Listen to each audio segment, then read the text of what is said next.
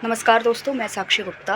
अभी एक बहुत ही इम्पोर्टेंट मुद्दा है और काफ़ी गंभीर मुद्दा है। इस पर मुझे और भी वीडियोस बनाना है, लेकिन अभी फ़िलहाल आज एक इंट्रो वीडियो मैं बना रही हूँ इस चीज़ पर। मुझे बहुत सारे ऐसे गरीब क्लाइंट्स आकर बोले हैं कि देखिए मैडम, हम समझते हैं कि प्राइवेट एडवोकेट्स जो है वो फ्री ऑफ कॉस्ट काम नहीं कर सकते, क्योंकि उनकी रोजी रोटी होती है हम ही से ही जुड़ी हुई। उनको कोई सरकार पैसा नहीं देता, ना उनके बाप दादा के पास करोड़ों की प्रॉपर्टी होती है, तो वो डेफिनेटली फ्री में काम नहीं कर सकते। हम ये चीज़ बहुत बेहतरीन तरीके से समझते हैं। लेकिन the thing is that ma'am, कि आप ये बताओ कि जो ये डीएलएसए वाले जो एडवोकेट्स होते हैं, जो कि गरीबों के लिए बनाए जाते हैं, जो फ्री ऑफ कॉस्ट गरीब क्लाइंटों के लिए काम करेंगे, जो अफोर्ड नहीं कर सकते लीगल फ़ीस, मुफ्त कानूनी सेवा के तौर पर जिनको हायर किया जाता है एज एन एडवोकेट, ये एडवोकेट्स गवर्नमेंट से भी पैसा लेते हैं और हमसे भी पैसा मांगते हैं। और अगर हमसे पैसा नहीं भी ले रहे हैं तो भी ये ईमानदारी से काम नहीं करते हैं। इनसे काम कराना मतलब अपने केस को पूरी तरीके से आग में डाल देना, जलने के लिए, बर्बाद होने के लिए, डिस्ट्रॉय होने के लिए। तो इतना मान के चलो मैम कि इन्हें तो हमें पैसा खिलाना ही पड़ता है। और साथ ही साथ अगर हम पैसा खिला भी देते हैं ना, तो भी इनकी कोई गारंटी नहीं है कि अपोज़िट पार्टी से नहीं मिलेंगे। ये अपोज़िट पार्टी से मिल जाते हैं और ये हमको मिसलीड करते हैं, ये हमारे केस को बिगाड़ देते हैं, क्योंकि इनका कहीं न कहीं ये सब चीज़ें करने से अपना कुछ फ़ायदा होता है। तो ये डेफ़िनेटली वो सारी चीज़ें करते हैं। इनका अल्टीमेट गोल रहता है कि किसी भी तरीके से हमारा फ़ायदा निकल जाए, ठीक है? कम मेहनत में अच्छा खासा रोकड़ा पानी आ जाए। तो इनका ऐसा है कि इनको गवर्नमेंट भी पैसा दे रही है और इनको हम भी ये उम्मीद करते हैं कि कुछ रोकड़ा पानी देकर जाएँ, और अपोज़िट पार्टी से तो जो खाते हैं सो खाते ही हैं। तो मैम कैसे करें? हमारी तो बहुत बुरी हालत है। हमको प्राइवेट एडवोकेट बिल्कुल ये बोलकर भगा देता है कि भैया मैं फ्री में काम नहीं कर सकता। उसके बाद जो मुफ्त कानूनी सेवा के लिए बैठा हुआ है, जिसको सरकार पैसा दे रही है, वो भी हमारे साथ कोऑपरेट नहीं कर रहा होता है, हमारा शोषण करने पे तुला हुआ है।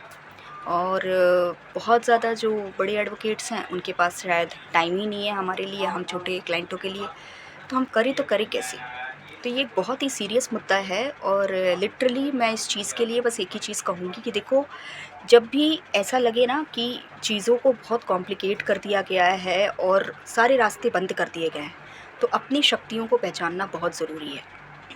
मुझे पता है कि एक जो एडवोकेट होता है उसके खिलाफ शिकायत करना is extremely extremely complicated work, क्योंकि कोई नहीं सुन रहा होता है। ना बार काउंसिल ईज़िली आपकी बात सुनेगा, सीरियस लेगा, ना कोर्ट आपकी बात को सीरियस लेगा अगर आप वकील के खिलाफ कुछ बोलेंगे तो।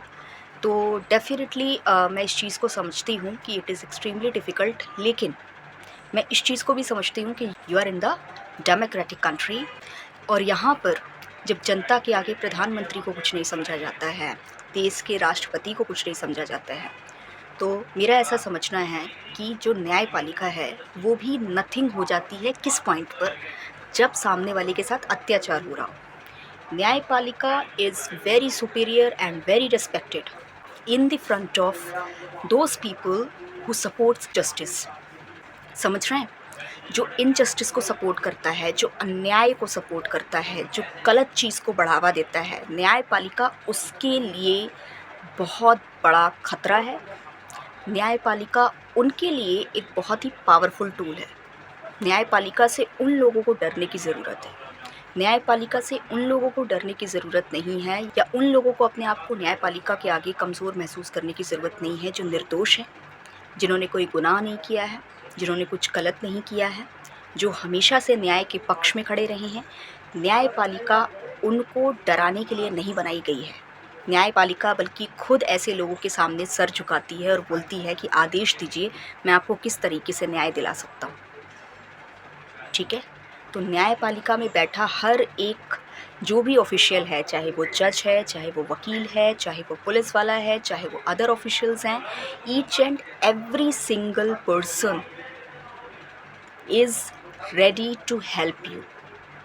अगर आप न्याय के फेवर में रहने वाले बंदे हो, अगर आप सही हो, आपने कुछ गलत नहीं किया है, तो आपकी सेवा में ये लोग अवेलेबल हैं।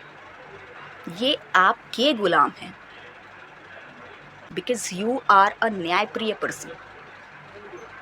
लेकिन अगर आप एक मर्डरर हो, जिन्होंने जानबूझकर गंदी नीयत से, रॉन्ग इंटेंशन से किसी की हत्या की है, रेप किया है, लूट-पाट किया है, किसी की ज़िंदगी ख़राब की है, कुछ भी अन्यायपूर्ण काम किया है।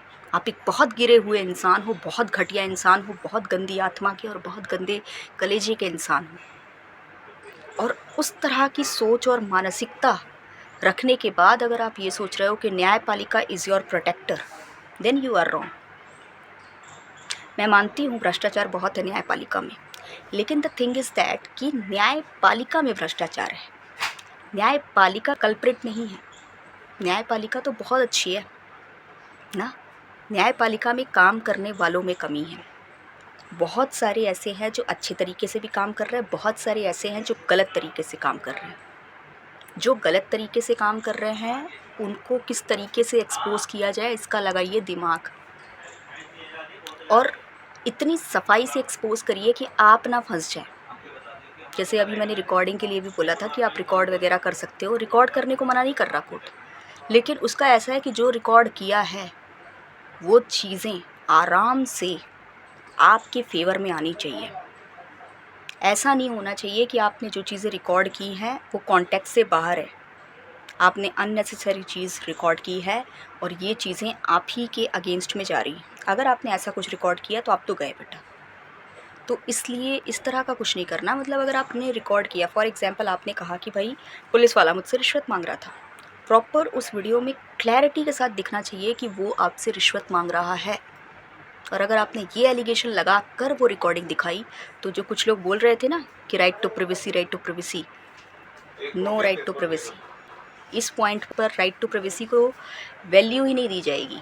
क्योंकि भाई आपके इस राइट टू प्रिवेसी के चक्कर में आपकी इतनी बड़ी करप्ट माइंडसेट छुप जाती, हिडन हो जाती, और इस बंदे के बाद और ना जाने कितने लोगों का आप शोषण करते ना।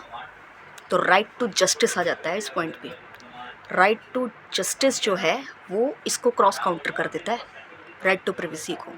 राइट टू प्रिवेसी वहीं तक जायज़ है जहाँ तक राइट टू जस्टिस पर सवाल ना उठ जाए, जहाँ पर राइट टू जस्टिस का उल्लंघन ना हो जाए। अगर राइट टू जस्टिस पर सवाल उठ जा रहा है, राइट टू जस्टिस में अड़चन आ जा रही है, न्याय पाने के अधिकार पर अड़चन आ रही है, तो फिर राइट टू प्रिवेसी साइडलाइन हो जाती है ना। यही फ़र्क होता है एक आम आदमी में और एक वकील में। वकील यही दिमाग लगाता है कि किस तरीके से इस चीज़ को मैं क्रॉस काउंटर कर सकता हूँ ना। तो आप उस चीज़ को समझो।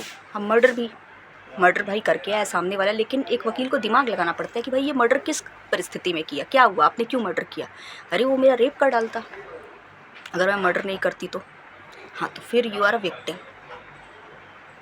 आई विल टेक योर केस। लेकिन अगर वो बोलती है कि नहीं मेरे को पता नहीं, मैं नहीं चाहती थी कि वो ज़िंदा रहे, मैं नहीं चाहती थी, मुझे उसको मारना था। अरे यार उसके बाल बच्चे थे, आप कैसे मार दी। नहीं बस ऐसे ही मार दी, मैंने बोला अपनी बीवी को छोड़ दे, उसने नहीं छोड़ा, मैंने मार दिया। Here you are a criminal. अब यहाँ आपने सेल्फ डिफेंस में नहीं मारा, यहाँ आप विक्टिम नहीं हो, यहाँ आप कल्प्रिट हो, दोषी हो। तो ये जो अंडरस्टैंडिंग है ना, ये एक एडवोकेट या इस सेक्टर में काम करने वालों में बहुत ज़्यादा होती है। ऐसा नहीं आम आदमी में नहीं होती, लेकिन हम लोग एक्सपर्ट होते हैं इन सब चीज़ों में। तो आप इस चीज़ को समझो कि देखो राइट टू प्रिवेसी डेफिनेटली समझ आ रही है, लेकिन अगर उस राइट टू प्रिवेसी के चक्कर में जस्टिस डिले हो सकता है या जस्टिस अफेक्ट हो सकता है, ठीक है, या राइट टू जस्टिस का जो अधिकार है वो छिन सकता है, तो डेफिनेटली फिर ये इसकी कोई वैल्यू नहीं रह जाती।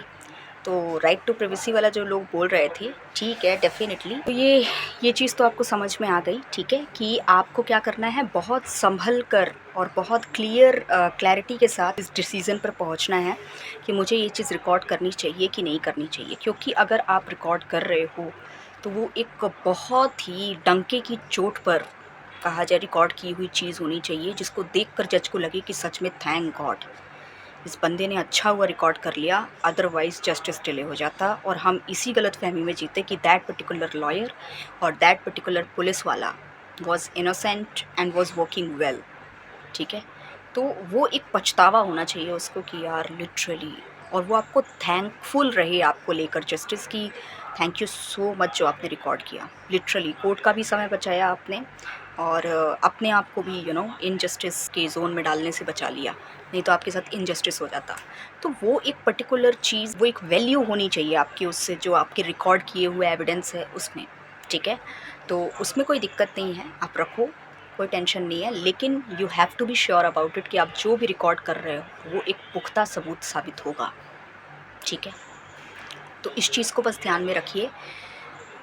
ओवरऑल मैं बस एक चीज़ कहूँगी कि देखिए, आपको आवाज़ खुद उठानी पड़ेगी। अगर आपको वकील मिसलीड कर रहा है या आपके साथ कुछ गलत कर रहा है, आपसे अननेसेसरी पैसे ले रहा है, आपको हर वो दिमाग, हर वो लीगल तरीके अपनाने पड़ेंगे, उसके पीछे पड़ना पड़ेगा।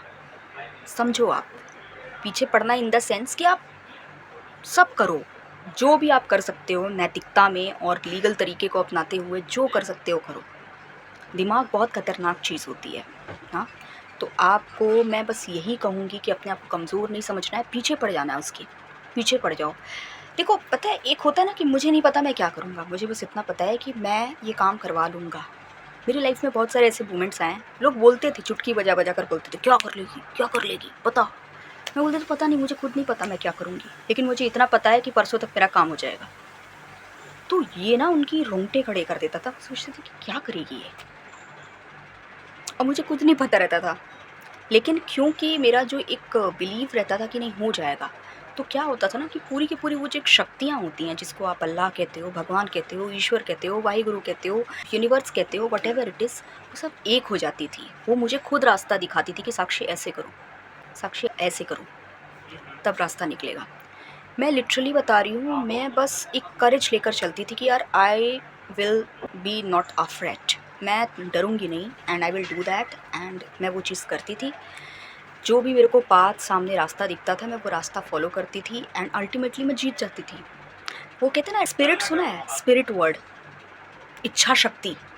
मतलब एक होता है ना कि अगर आपके अंदर इच्छा शक्ति है कि मुझे ये चीज़ करनी है, करनी है, करनी है, एनी हाउ करनी है, एक इच्छा शक्ति, एक स्पिरिट होती है, वो अगर आपके अंदर है ना, आपको अपने आप यूनिवर्स रास्ता दिखाती है। I am telling you, that's a fact. एक रखो, एक गोल फिक्स करो, रास्तों की परवाह मत करो, गोल फिक्स करो और निकल जाओ।